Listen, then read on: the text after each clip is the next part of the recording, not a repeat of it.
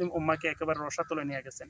কাজের কাজ তো কিছুই হয় না, বরং মুসলিম উম্মার মধ্যে একটা বিভাজন সৃষ্টি করে, মুসলিম উম্মার মধ্যে একটা অনৈক্য সৃষ্টির বিরুদ্ধে লাগতে মজা পাই। একজন আরেকজনের সমালোচনা, একজন আরেকজনের দোষ বর্ণনা করতে খুবই মজা লাগে, ভালো লাগে।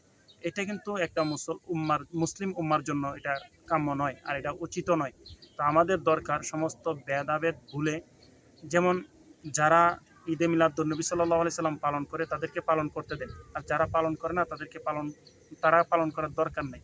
এদের এখানে এটা নিয়ে মারামারি হানাহানি করার দরকার নেই। যারা পালন করে তারা তাদেরটা নিয়ে থাকুক, যারা করে না তাদেরকে তাদেরটা নিয়ে থাকতে দেন।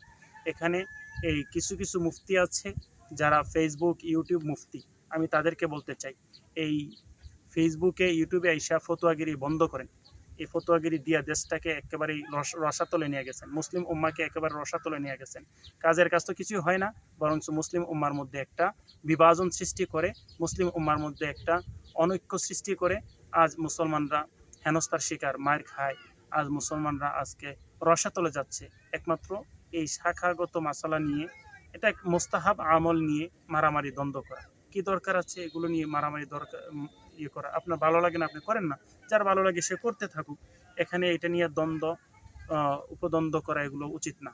তো যারা করে আমি তাদেরকেও রিকোয়েস্ট করব, আপনার এটা নিয়ে দ্বন্দ্ব করার দরকার না, আপনারটা আপনি পালন করার দরকার আপনি পালন করেন। আর যারা করেন না আমি তাদেরকেও রিকোয়েস্ট করব, আপনারা এটাকে নিয়ে বাড়াবাড়ি করেন না।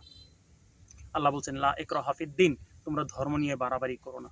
এই ধর্ম নিয়ে বাড়াবাড়ি করার কারণে বহু জাতি ধ্বংস হয়ে গেছে, আমরাও ধ্বংসের দ্বার প্রান্তে। কেন? কারণ আমাদের দরকার ঐক্য, কিন্তু আমরা এই বাড়াবাড়ি করতে করতে অনৈক্য ফাটল আমাদের মধ্যে সৃষ্টি হয়ে গেছে।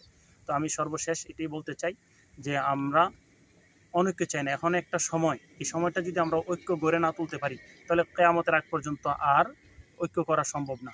তো সকলকে আমি বিনীতভাবে অনুরোধ করব, আমরা সকলেই আসেন, আমরা আমাদের মৌলিক বিষয়গুলোতে আমরা ঐক্য তৈরি করি। যার যার শাখাগত মাসলা যার যার দিকে রেখে দেই, এবং মৌলিক বিষয় আমরা সকলেই একই নবীর উম্মত, একই আল্লাহর সৃষ্টি, একই কোরআন, একই রাসূলের সুন্নাহ। এটা বুঝের বেশ কমের কারণে এদিক সেদিক হইতে পারে। অতএব আমরা এই মৌলিক বিষয়ে এক হই এবং আমাদেরকে সামনে অগ্রসর হওয়ার পাথেয় সংগ্রহ করি।